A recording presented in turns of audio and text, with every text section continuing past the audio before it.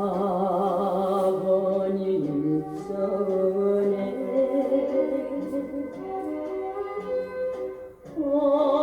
어머님 전에 눈물로 일차상서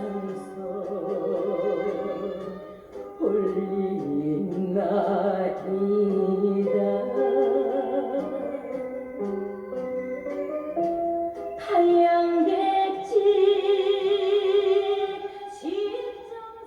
인생만사. 엄마를 뵈러 가자. 순자는 며칠 전부터 무슨 생각을 그렇게 깊이 하는지 주변의 말도 듣지 못하고 멍한 상태로 앉아있기도 한다. 순자는 3년 전 홀로 계신 어머니를 요양원에 모셔놓고 그동안 한 번도 찾아가 뵙지 못했는데 다가오는 주말에 형제들하고 같이 어머니를 뵈러 갈 계획을 세우고 이런저런 생각을 하고 있는 것이다. 100세 시대를 산다는 요즘 고령화 사회가 되어 노인들이 많아 요양원이 우후죽순처럼 많이 생기면서 자주 그에 따르는 비리도 듣는다. 그러면서 반드시 뒤따르는 말은 요양원은 현대판 고려장이야 하는데, 그렇다면 말로만 듣는 고려장은 어떤 곳인가? 어렸을 때 어른들이 간혹 사랑방에서 들려주던 고려장 이야기가 있었다. 사람이 나이가 많아 늙어서 거동도 못하고 모시기가 어려워지면 지게에 져서 늑대와 여우들이 우글거리는 산속에 미리 마련한 묘실에다 버려두고 조금의 물과 식량을 함께 넣어둔 다음 돌아와서 며칠 후에 가보고 돌아가셨으면 그곳에서 곧바로 장사 지낸다는 처절한 이야기를 들었었다. 그렇다면 묘실은 어떤 곳인가? 자세히 알아보고 싶어 사전을 찾아보았더니 묘실은 무덤 안을 방처럼 꾸며놓은 곳이라고 해서 순자는 가슴이 꽉 막혀왔다.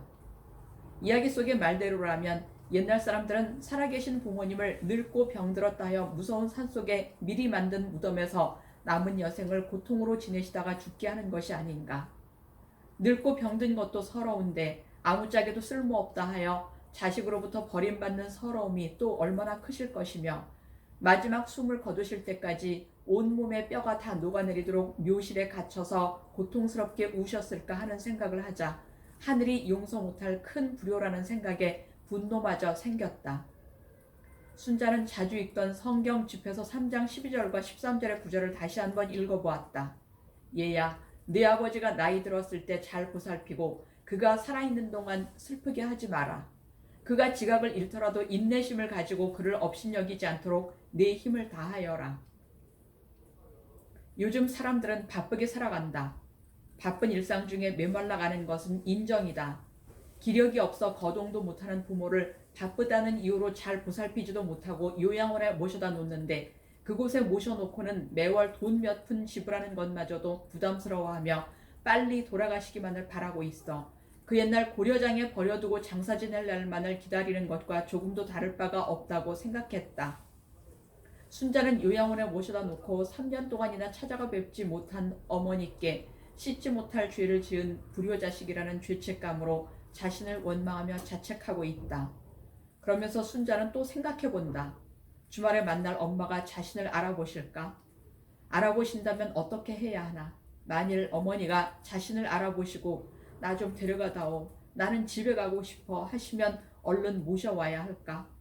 더구나 요양원에 모셔놓은 어머니는 치매도 아니시고 단지 거동을 못하셔서 모시기가 너무 힘든다는 이유로 한 일인데, 요양원에서 없던 치매까지 생겨서 세상 떠나실 날만 기다리게 된다면 이거야말로 자신이 부모님께 용서받지 못할 불효로 그 옛날 묘실에 버려두는 일과 다를 바 없는 크나큰 죄를 짓는 일이 아닌가.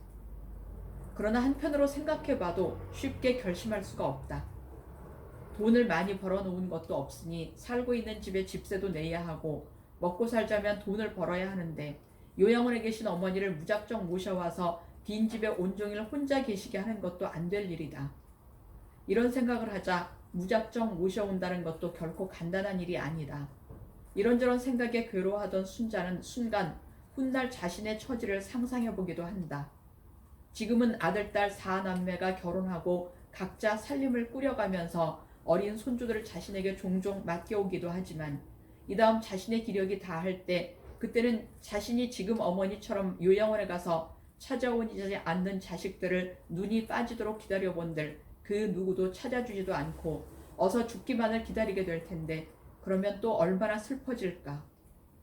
생각이 여기까지 미치자 순자는 어머니가 찾아오지 않는 자식들을 그리워하시며 이 순간에도 울고 계시지는 않을지 생각에 꼬리를 물고 끝없이 이어짐에 양보를 타고 쉴 새 없이 흐르는 눈물을 연신 닦아낸다. 하지만 버리고 또 버림받는 인생사가 비참하다는 생각으로 가슴이 먹먹해지면서도 빨리 시간이 지나가서 어머니를 그래도 꼭 한 번 뵙고 싶다. 미리부터 이런저런 생각으로 복잡하게 생각하지 말고 이후의 일들은 그때 가서 또 생각해 보겠다고 굳게 다짐해 본다.